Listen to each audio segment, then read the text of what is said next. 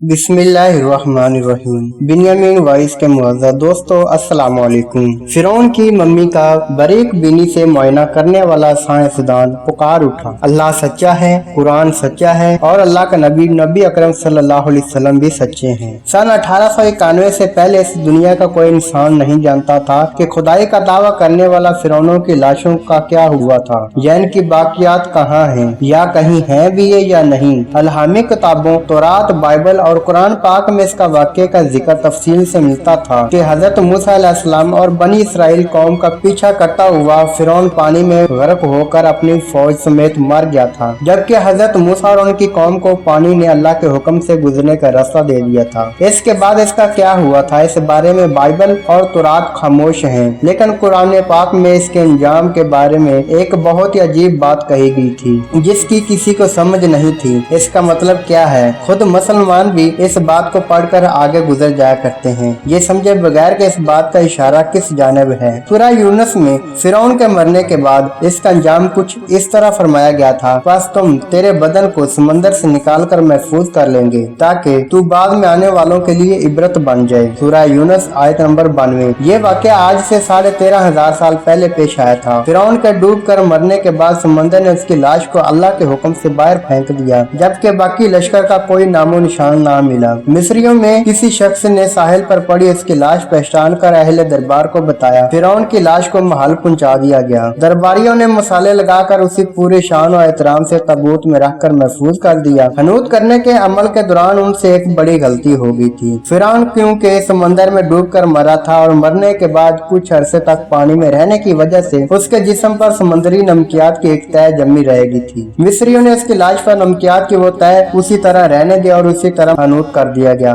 वक्त गुजरता रहा, जमीन और आसमान ने बहुत से इनकलाब देखे जिनकी गिर्द के नीचे सब कुछ छुप गया। हत्ता के फिरौनियों के हनूत शुदा लाशें भी जमीन के तह में छुप गईं। उनके नाम सिर्फ किताबों, उनकी तामीरात और लोगों के ज़हनों में रह गए। इस वाक़े के 2000 साल बाद इस दुनिया में अल्लाह के आखिरी नबी अकरम मोहम्मद मुस्तफ़ा सल्लल्लाहु अलैहि वसल्लम तशरीफ लाए। इन पर नाज़िल होने वाली आखिरी किताब में फिरौनों के किस्से बड़ी तफसील के साथ बयान किए गए थे और इसी सिलसिले में इस फिरौन का जिस्म महफूज करने की बाबत आयत भी नाज़िल हुई थी, जिसकी सच्चाई पर सब अहले ईमान का पुख्ता यकीन तो था, लेकिन वो समझने से कासिर थे। इस खुदाई के दावे करने वाले की लाश कहाँ महफूज की गई और कैसे इसे इबरत का निशान बनाया जाएगा। सन 1871 में मिस्र के एक शहर अलगोनिया से तल्लुक रखने वाले गरीब मामूली चोर अहमद अब्दुल रसूल को फिरौन की हनूत शुदा लाशों की तरफ जाने वाले खुफिया रास्ते तक रसाई मिल गई। अहमद अब्दुल रसूल नवाद रात चोरी करके बेचा करता था। एक दिन वो दरिया नील के किनारे के करीब तबीसा के मुकाम पर उसी सिलसिले में फिर रहा था जब उसे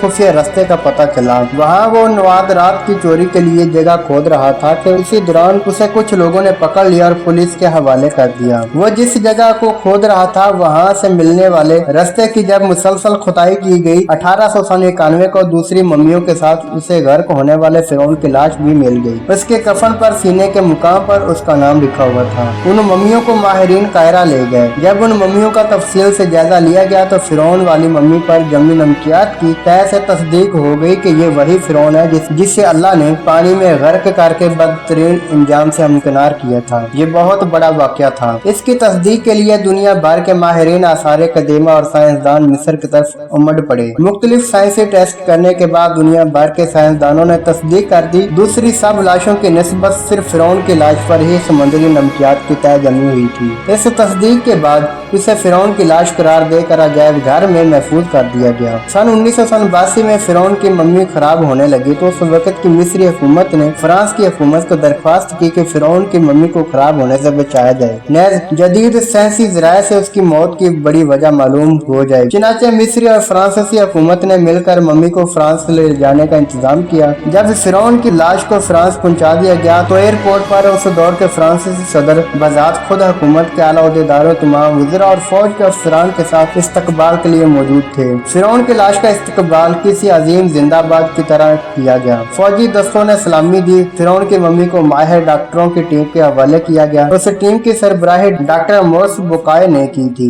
माइक्रोस्कोपिक टेस्टों के जरिए मम्मी के तमाम अज़ा का बारीक बीनी से जायजा लिया गया तो मालूम हुआ कि इसकी लाश और जिस्म में समुद्री ज़रात अभी तक मौजूद हैं और मौत की वजह भी पानी में डूबने की वजह से हुई थी। एक बादशाह की मौत पानी में डूबने की वजह से हुई, ये डॉक्टर मोरस के लिए हैरत की बात थी। उसने उस मम्मी के बारे में मजीद जानने की कोशिश की तो उसे मालूम हुआ कि इस बादशाह की मौत के हालात मुसलमानों के नबी हजरत मोहम्मद मुस्तफा सल्लल्लाहु अलैहि वसल्लम पर उतरी किताब कुरान पाक में तफसील से दर्ज है। उसे इल्म था जहाँ से ये लाश मिली है वो एक इस्लामी मुल्क है। चुनाचे तजस्सुस के हाथों मजबूर होकर वो मिस्र पहुंचा। वो एक साइंसदान था। उसने उस मामले में मिस्र के एक ही साइंसदान से मुलाकात की। उस साइंसदान ने कुरान पाक खोलकर उसे सूरह यूनुस की आयत 90 ta 92 का तर्जुमा लफ्ज़ ब लफ्ज़ सुनाया। फिरौन का खुदाई का दावा, उसका पानी में डूबकर मरना और फिर पानी से निकाल कर उसकी लाश का हनूत हो जाना और फिर दोबारा लाश का मिलना और फिर उसकी लाश को जदीद साइंसी दौर में दोबारा महफूज किया जाना, सब का इशारा एक जानब था और बहुत वाज़ह था।